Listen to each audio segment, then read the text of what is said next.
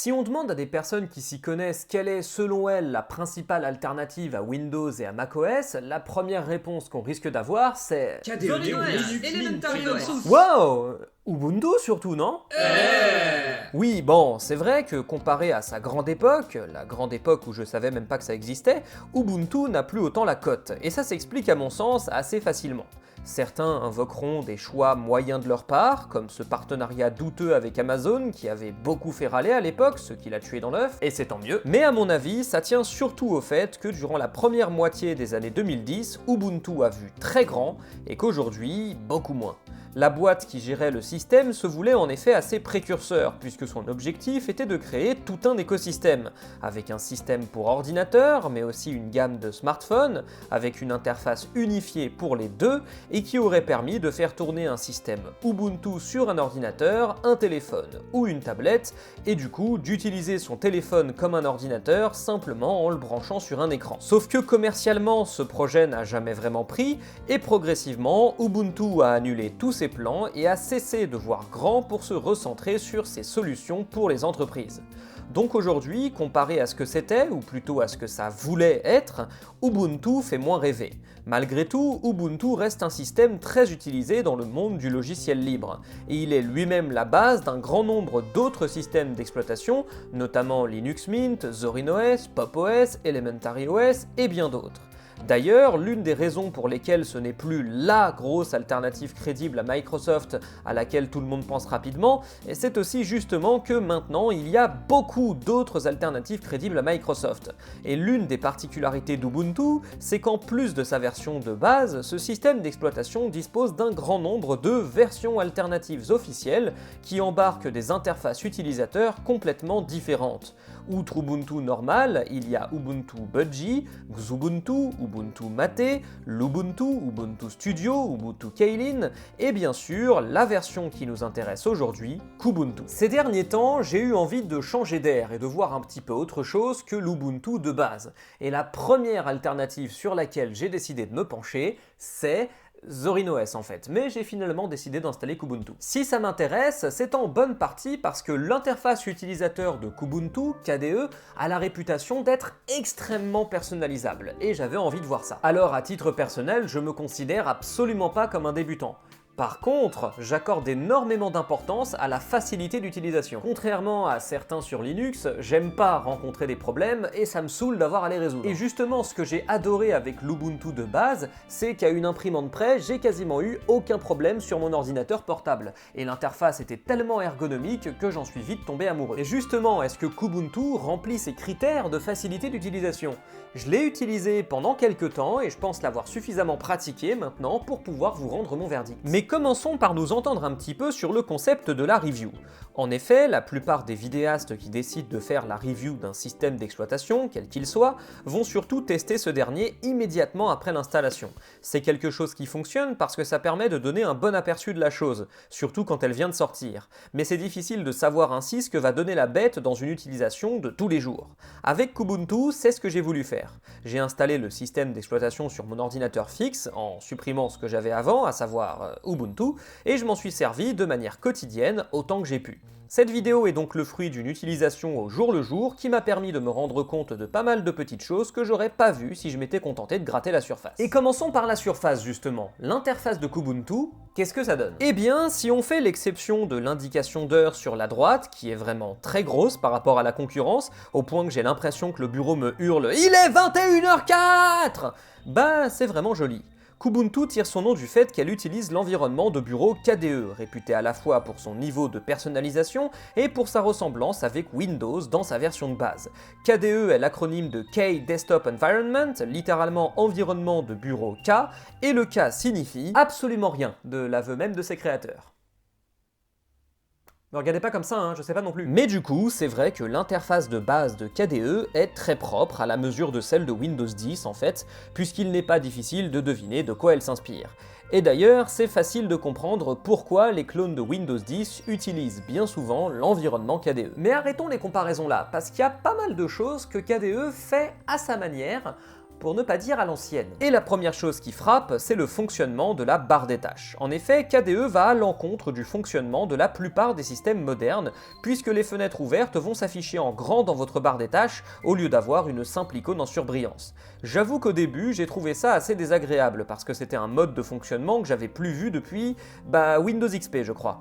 Mais après quelques jours d'utilisation, le temps que ça devienne à peu près naturel, c'est ni mieux ni moins bien en fait. D'autant plus que les fenêtres ouvertes ne prennent que la place disponible sur la barre des tâches et rapetissent donc au fur et à mesure que la place diminue, ce qui fait que l'utilisation de l'espace demeure plutôt bonne. À vrai dire, ce fonctionnement peut même s'avérer assez pratique parce qu'il permet de gérer plus facilement plusieurs fenêtres du même logiciel ouvertes en même temps. Vu qu'elles sont toutes directement affichées dans la barre des tâches, vous avez juste à faire un clic pour passer de l'une à l'autre, là où d'autres systèmes vous demanderont généralement de cliquer sur l'icône puis de choisir la fenêtre à ouvrir. À part ça, l'utilitaire de recherche est pratique et permet de trouver à la fois des logiciels et des fichiers avec un temps de réponse très rapide, même si ce n'est pas non plus le plus efficace de tous, et concernant les icônes miniatures, je les trouve trop nombreuses par défaut, et c'est dommage qu'on puisse pas les déplacer manuellement sans faire un clic droit plus configuré, mais c'est quelque chose de plutôt facile à modifier et qui ne me gêne pas outre mesure. Concernant les utilitaires de base, le gestionnaire de documents, l'outil capture d'écran, les paramètres, tout ça, je dirais très puissant mais trop compliqué. Ce sont des logiciels qui offrent un très grand nombre de possibilités pour ce qu'ils sont, beaucoup plus que ce que j'ai pu voir chez la concurrence. Prenez Dolphin, le gestionnaire de fichiers, et regardez-moi ce nombre d'options. Je pense que ça conviendra tout à fait aux personnes qui veulent vraiment pouvoir faire beaucoup de choses très précises. En ce qui me concerne, ce n'est pas mon cas, donc je trouve que par défaut, c'est un peu beaucoup trop. Néanmoins, c'est là qu'arrive le premier vrai problème, gros problème, que j'ai eu avec l'interface Kubuntu. Et d'ailleurs, si vous avez l'œil, vous l'avez peut-être déjà remarqué.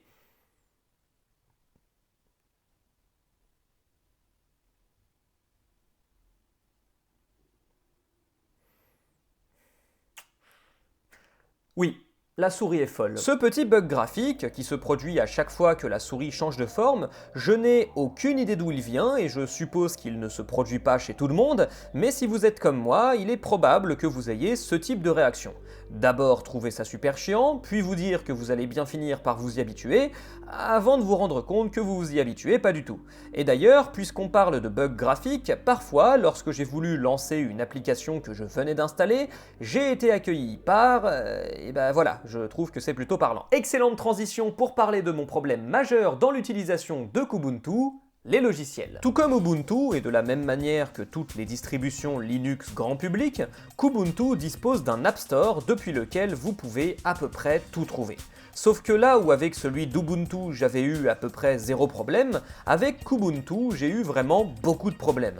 L'App Store en lui-même ça va, il est même vraiment très rapide pour trouver les applications qu'on veut, mais dès qu'on en vient au téléchargement, entre GIMP qui s'est installé en anglais, LibreOffice qui s'est installé lui aussi en anglais mais avec une interface ultra datée en prime, l'interface de logiciels comme VLC ou OBS qui a très vite complètement bugué, ou des logiciels super importants pour moi et que j'ai tout simplement pas trouvé, c'était pas très concluant. En fait, j'ai très rapidement fini par installer Ubuntu Software, l'App Store d'Ubuntu normal du coup, sur lequel j'ai eu beaucoup moins de problèmes, et même si GIMP arrivait toujours en anglais.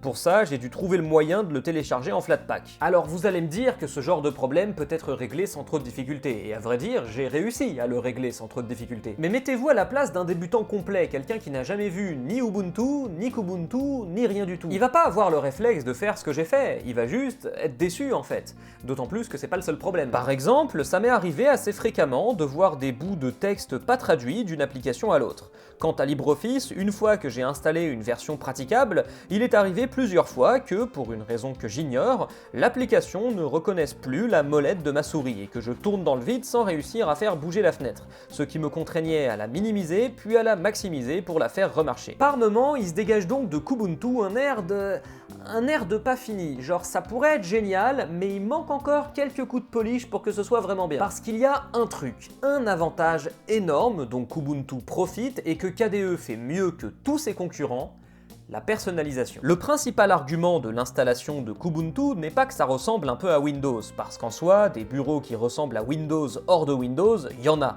et à cet égard, Zorin OS est peut-être même meilleur que KDE. Non, le gros argument de l'environnement de bureau K, c'est son nom de merde! c'est la personnalisation. KDE est personnalisable à un niveau indécent. Je crois pas qu'il y ait un paramètre qu'on ne puisse pas changer. Les icônes, nom, description des applications, le menu démarrer, le dock, tout ce qu'on veut afficher sur le bureau, où on veut l'afficher. Vous pouvez littéralement tout faire et je trouve ça absolument incroyable. Et finalement, une fois que vous avez réussi à régler les problèmes du début, bah c'est ça qui s'impose. Avec un peu d'imagination, vous pouvez créer votre propre système, satisfaire le moindre de vos caprices, où vous pouvez tester la multitude de thèmes qui sont proposés par la communauté. Alors du coup, est-ce qu'en fin de compte, l'utilisation de KDE a été satisfaisante pour moi ? Ben... Disons que le début a été laborieux, pas tellement pour me faire aux usages que pour trouver une solution à mes problèmes. Maintenant, une fois que les problèmes en question ont été réglés, ou à peu près réglés pour certains, je m'en suis plutôt bien sorti. Ça reste un système qui fonctionne, même si je vous avoue que je suis pas à ce point masochiste de la customisation et qu'il y a d'autres systèmes alternatifs qui, à mon sens, sont plus intuitifs et marchent mieux.